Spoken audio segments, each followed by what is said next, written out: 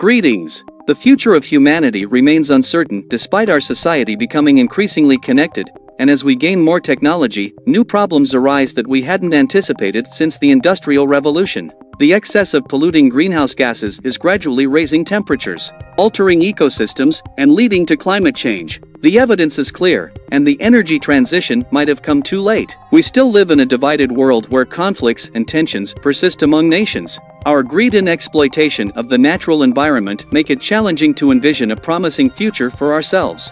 Many believe that we are living in the end times, and that our time has come. Every year, some false prophet or charlatan emerges, proclaiming that the world is ending or that an alien invasion is imminent through time travel. Throughout history, such individuals have always appeared, seeking attention and causing chaos with apocalyptic predictions that never materialize. Afterwards, it becomes evident that all of this is false. This pessimism is a problem as it instills fear in future generations, implying that we are helpless and no matter what we do, we are headed for disaster. This ultimately hinders the creation of a better world and leads society to become increasingly trivial and unconcerned.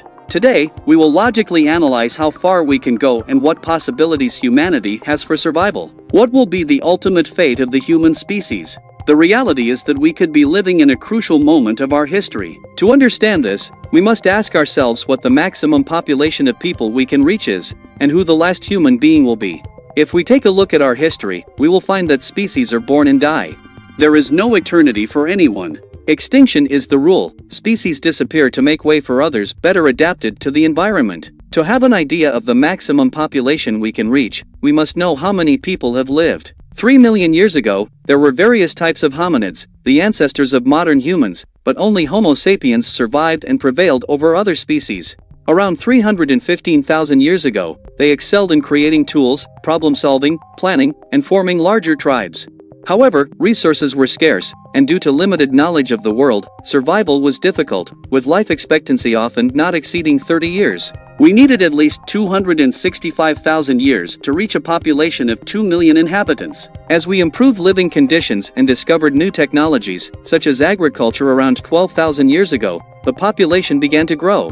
By 800 BCE, there were already 5 million people, and by 1 BCE, the population had reached 300 million. The Industrial Revolution in 1760, with nearly 800 million people, led to a spike in birth rates and life expectancy, surpassing 1.6 billion by the year 1900. The human population doubled like never before. Today, we exceed 8 billion people. Records indicate that around 117 billion people have been born on Earth, of which 109 billion have died. This means that for every living person today, there are 14 who are not with us. About 7% of all humans who have ever lived are alive now, equaling the number born in the first 200,000 years of our history. Every day, approximately 370,000 people are born, and about 155,000 die. We have never had such good health and comfort in human history, resulting in life expectancy exceeding 80 years in developed countries. Quality of life and technology have exponentially increased, leading to more births. If this trend continues, we could reach a population of 12 billion by the year 2100. However, this is just a UN estimate, and it's unlikely that birth rates and technological advancements will continue at this pace indefinitely. There will come a time when the population growth rate starts to decline. There are already signs of stagnation in birth rates, and the intelligence of current humans may also plateau. Nevertheless, our future will depend on the number of people in the future. This can give us insights into when humans might disappear. At this point, we are in great uncertainty. As our quality of life improves, so does our capacity for self-destruction.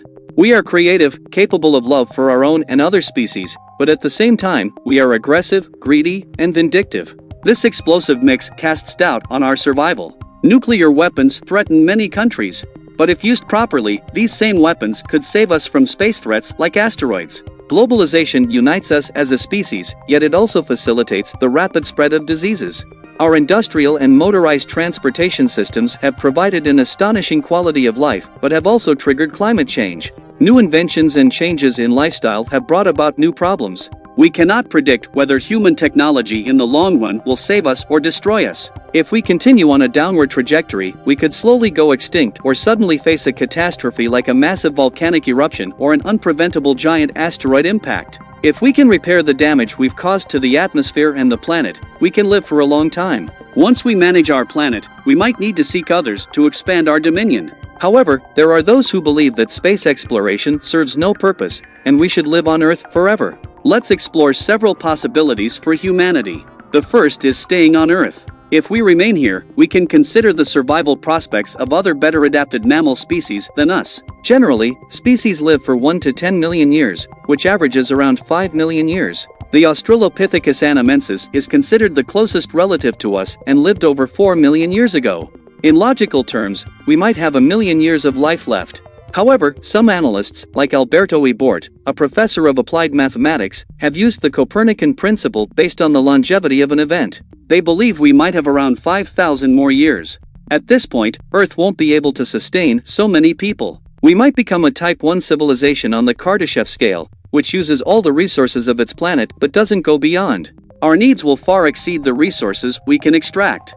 Even if we exceptionally manage birth rates and stay on our planet, Earth will become uninhabitable in 500 million years when the sun heats up and ages. However, if we think big and expand into space, things change. The second possibility is that future humans will leave Earth.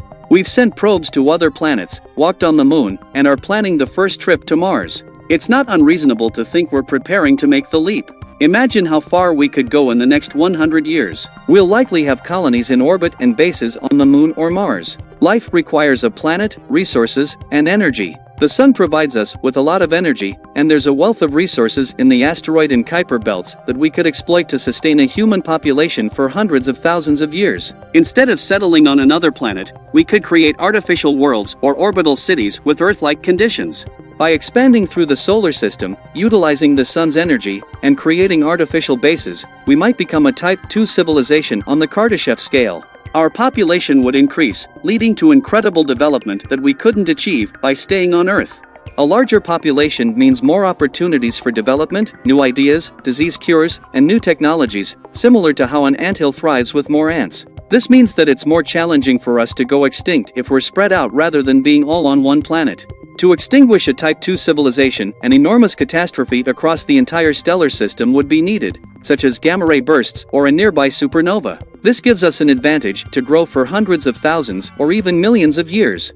If we reach this level, evolution and genetic engineering will have transformed us into something else. The solar system is vast, but just like our Earth became too small, humanity will need to continue expanding. The solar system is just one of billions in the Milky Way. Leaving behind our beautiful Earth, which has been our home, will present humanity with another significant challenge: expanding to other stars. On other planets, we'll spread our seed across the universe and adapt to each world.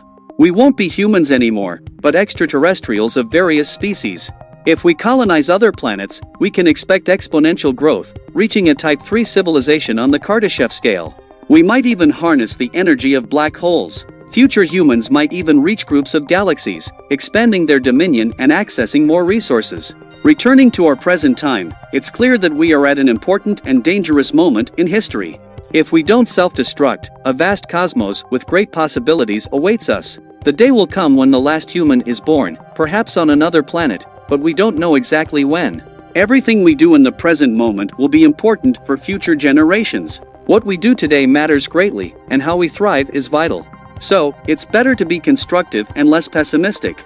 We spend too much time thinking about the apocalypse and our imminent extinction. We should focus on the vast possibilities out there. In northern Tanzania, the footprints of our ancestors who expanded to new lands are still preserved. This allowed us to reach the civilization we know today. When I observe the stars, I see the immense development possibilities for humanity. The first step to explore them starts in our imagination. Just like we once dreamed of flying like birds and now dream of flying to the stars, let's keep dreaming to achieve a future of limitless possibilities. If you enjoyed this video, please like and subscribe. Share it on social media and leave your comments.